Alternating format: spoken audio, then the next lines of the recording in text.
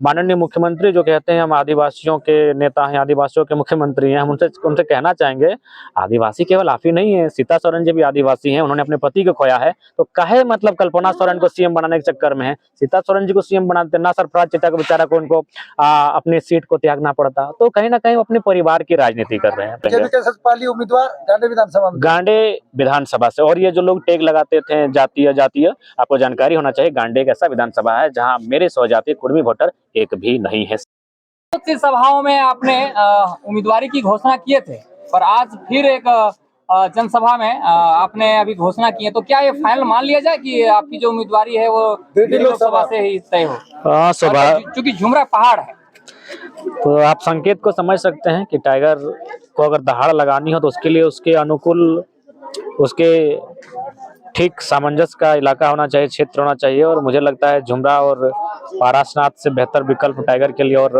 हो भी क्या सकता है। तो इसलिए अस्वस्थ होने के बाद भी चुनावी शंखनाद की अगर घोषणा और चर्चा कहें तो झुमरा के पहाड़ के तल से नहीं बल्कि इस बार हमने शीर्ष से उसका आह्वान किया है, आगाज किया है। तो चुनाव कैसे लड़िएगा? पार्टी की मतलब पार्टी का भी रजिस्ट्रेशन नहीं हुआ, संगठन का भी रजिस्ट्रेशन। देखिए, सबसे पहली बात तो आपका जानना होगा कि हम लोग 2 साल से मात्र पॉलिटिकल मैदान में हैं, और 2 साल से नहीं 6 महीना से कहिए, क्योंकि 1.5 साल हम लोग आंदोलन में रहे और हमने कभी नहीं सोचा था हम लोग पॉलिटिक्स करेंगे। तो इसलिए राज्य की जनता को भी मेरा संदेश होगा कि हम लोग कभी अपने स्वार्थ के लिए पॉलिटिक्स में नहीं आए हैं। अगर आए होते तो हम लोग अभी तक पार्टी का रजिस्ट्रेशन कर चुके होते, बना चुके होते। यानी कहीं ना कहीं हम लोग केवल आंदोलन के मकसद से ही आए थे, लेकिन जब हमें लगा कि नहीं, अब आंदोलन को पॉलिटिकल रोड मैप की ओर लेकर चलना चाहिए, तो हम लोग पॉलिटिक्स में आए हैं। तो इसलिए स्वाभाविक है रजिस्ट्रेशन का होना लेट है, लेकिन रजिस्ट्रेशन कोई दिक्कत नहीं है। हम लोग अगर 14 लोकसभा में अगर 14 सिंबल अलग मिलेगा, फिर भी हम लोग मैदान में उतरने का मादा रखते हैं। और हमारी जो सबसे बड़ी ताकत है वो नौजवानों की ऊर्जा है, और नौजवानों की ऊर्जा रातों रात हमारे चुनाव चिन्ह को गांव तक, गलियारों तक, चौक चौराहों तक लेकर चली जाएगी। बहुत जल्द चुनावी जो लोकसभा चुनाव है उसका घोषणा जल्द डेट आ जाएगा, तो कितने लोकसभा सीटों से आप लोग की उम्मीदवारी तय करेंगे? आधा दर्जन लोकसभा सीटों से हमारी उम्मीदवारी रहेगी। दादा यहाँ पर दर्द भी देखने को मिला, यहाँ पर जनता आपको चाहने वाले भी हैं। एक विकलांग आपको गला लगा के रो भी रहा था, और बहुत सारे नेता इनको ठग के भी गए, इसके लिए क्या बोलिएगा? हाँ, स्वाभाविक है। हम लोग अपने कार्य से, अपनी कार्यशैली से, अपने डेडिकेशन से, अपने हार्डवर्क से हम लोग आज सभी की उम्मीद बने हैं, सभी की जरूरत बने हैं। तभी तो आज सुदूर क्षेत्र जहां विकास की किरण काफी दूर दूर तक नहीं दिखती है, उस झुमरा के पहाड़ में भी लोग इतना प्रेम करते हैं, स्नेह करते हैं। छोटे छोटे बच्चे बाकायदा हमारे नाम से वाकिफ हैं। तो कहीं ना कहीं उम्मीद की जो उम्मीद बनी है एक बदलाव की, उस पर कहीं ना कहीं सभी लोग साक्षी होना चाहते हैं और अपने राज्य को बदलते हुए उस राज्य को स्थापित हुए देखना चाहते हैं जिसका सपना कभी हमारे महापुरुषों ने देखा था। गिरिडीह लोकसभा में आपकी कितनी टीम मजबूत हो चुकी है? जी, जहाँ तक गिरिडीह का बात है तो हम लोग टुंडी मेरा स्वयं का गृह क्षेत्र है। हम लोग जाहिर सी बात, जो मेरा गृह क्षेत्र है तो स्वाभाविक ही मेरा स्ट्रांग रहेगा। उसके बगल में बाघमारा आता है। बाघमारा चूंकि ब्लॉक एरिया, कोल एरिया है, तो जाहिर सी बात है जो कोल एरिया है वहाँ लोग मुझे बहुत पसंद करते हैं कि कोयले की काली कमाई के बीच अगर कोई आवाज करने वाला है तो जयराम महतो है, तो वो हैंडल हो जाएगा। उसके बाद बेरमो आता है। बेरमो में तो ऐसे भी राजा साहब के साढ़ू वहाँ है और उनको काफी हम लोग कटघरे में रखे हैं। भीड़ भी उमड़ी थी। हाँ, स्वाभाविक है, बेरमो हमारा ऐतिहासिक सभा था। तो बेरमो, बाघमारा, टुंडी, अब बचता है आपका गिरिडीह। तो गिरिडीह जो टाउन है, जो स्वीकार करना होगा, वहाँ हमारा कार्यक्रम, हालांकि परमिशन नहीं मिला था झंडा मैदान का, और वहाँ तर्क ये था प्रशासन का कि जयराम महतो की अगर यहाँ एंट्री होगी तो मतलब काफी जो लॉ एंड ऑर्डर है वो काफी मैंने अस्त व्यस्त हो जाएगा, इसलिए एंट्री नहीं दी। तो हमने भी सम्मान किया कानून का कि भाई चलिए, अगर उन्हें इस बात का भय है कि हमारे झंडा मैदान से में जाने से अगर झंडा मैदान छोटा पड़ जाएगा और हमारा कद वहाँ बढ़ जाएगा, तो हम लोग ठीक है, हम लोग नहीं जाएंगे। तो गिरिडीह में हमारी एंट्री ठीक ठाक नहीं हो पाई है, लेकिन उम्मीद करते हैं जल्द होगी। और पीर टाउन के पारसनाथ से हम लोग 21 तारीख को पहली जनसभा का आगाज कर रहे हैं, तो गिरिडीह को हम फोकस में रखेंगे। और जहां तक डुमरी की बात है तो डुमरी के बारे में आप चर्चा ही मत कीजिए। वो मेरा ऐसा क्षेत्र है जहां सीएम वर्सेस, अब देख ही लिए थे, सीएम का मुकाबला हम एक रात में कर दिए थे। तो डुमरी की, इसलिए डुमरी को ज्यादा टेंस में हम नहीं रखते हैं। डुमरी को आप कंफर्म है? हाँ, डुमरी को हम कंफर्म मानते हैं। 100% वोटर है आपका? 100% कहीं किसी के वोटर नहीं होता है, लेकिन मेरा वो गढ़ है और उसका हमने पूरा सब चाहने वाले हैं, बिल्कुल चाहने वाले हैं। 5% वो तो स्वाभाविक है, सबका रिश्ते में मामा मौसान मैंने नाना नानी लगता है कोई, तो उसके लिए एक सवाल निकल कर आता है कि आप जो है कि आगामी जो है कि लोकसभा चुनाव में एमपी के पद पे जो है कि आप जो है कि चुनाव लड़ेंगे, लेकिन जनता आपको सीएम के रूप में देखना जी जी, मैं भी आपके सवाल का उत्तर देना चाहूंगा।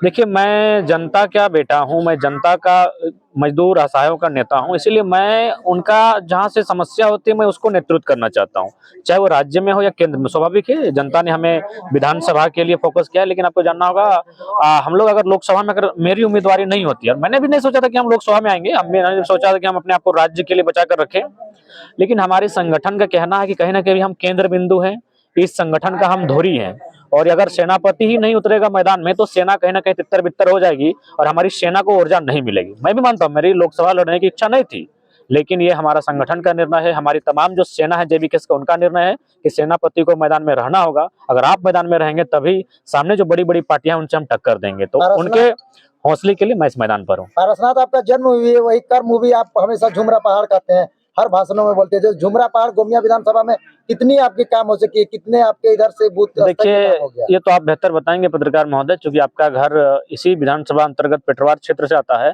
और पेटरवार एक ऐसा जगह है जो बीच की कड़ी है, कसमार और गोमिया को जोड़ती है। तो आपकी नजर बाई आंख अगर गोमिया में है तो दाई आंख आपकी कसमार में है, और आपका दिल तो पेटरवार में है, तो आप अनुमान लगा लीजिए कि वहाँ टाइगर की क्या हैसियत है। अगर जयराम महतो निर्दलीय से चुनाव लड़ते हैं तो सिंबल भी अलग अलग जगह का अलग अलग मिलेगा, तो मैंने लोग कहा प्रचार किस प्रकार से करेंगे? देखा जाए तो एक लोगो आपका टाइगर लोगो है। देखिए, टाइगर लोगो नहीं मिलेगा, चूंकि जिंदा लोगो नहीं मिलेगा। सबसे पहली बात है कि स्वाभाविक है, जब हम लोग चुनावी उद्देश्य हमारा शुरू से रहा नहीं है, लेकिन अचानक हम लोग चुनाव में आए हैं जनता के हितार्थ के लिए, तो स्वाभाविक कुछ कठिनाइयों का सामना करना पड़ेगा।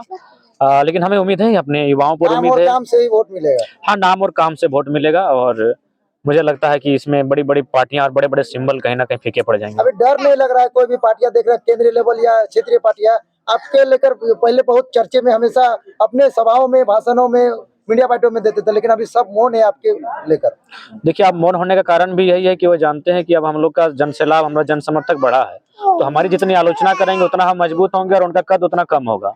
उदाहरण के लिए रणधीर सिंह जी, उन्होंने स्वयं अपने मुख से अपने कद को कम करने का कार्य किया है, तो इसीलिए वो बचना चाहती है। जो भी पॉलिटिकल लीडर है, मेरा नाम लेने से बचना भी चाहेंगे, और हाँ, अगर वो मेरे खिलाफ बोलना भी चाहेंगे तो कोशिश करेंगे अपने जिला अध्यक्ष को आगे करेंगे। जैसे रामगढ़ में आजसू और जेएमएम दोनों जिला अध्यक्ष आगे हो गए थे, अगर उनको विरोधी करना तो कहिए, उनके सुप्रीमो हमारा विरोध करें, तो ये रणनीति तैयार की जाएगी। बाकायदा मैं आपको ये भी बताना चाहूंगा, जिस प्रकार केंद्र में नरेंद्र मोदी ने जितने भी 10 मिलियन फॉलोअर हैं उनको चुनावी कैंपेन के लिए अपने हाथों में ले लिया है। जितने भी नामी गिनामी इन्फ्लुएंसर, जितने भी मोटिवेशनल स्पीकर रहे हैं, आप 2024 में नरेंद्र मोदी के पक्ष में पाएंगे जिनका 10 मिलियन है। ठीक उसी प्रकार झारखंड राज्य में चर्चा है, जिनका 10 के फॉलोवर है, उन्हें हमारे नेगेटिव में या फिर हमारे खिलाफ उतारने का कार्य करेगी ये बड़ी बड़ी पार्टियां, मुझे संज्ञान मिल रहा है। तो उम्मीद करते हैं कि आप लोग 10 के वाले हैं, आप लोग ऐसा नहीं करेंगे, आप लोग झारखंड की मिट्टी से प्यार करते हैं। अच्छा, बात यह है कि अभी राम मंदिर की बात आ रही है अयोध्या में, और हमेशा जब आती है लोकसभा की केंद्र की लेवल की, तो जाति और धर्म की काट खेली जाती है, तो टाइगर जयराम तो उससे बेहतर क्या लोगों को? देखिए, हमारे पास रोटी का मुद्दा है।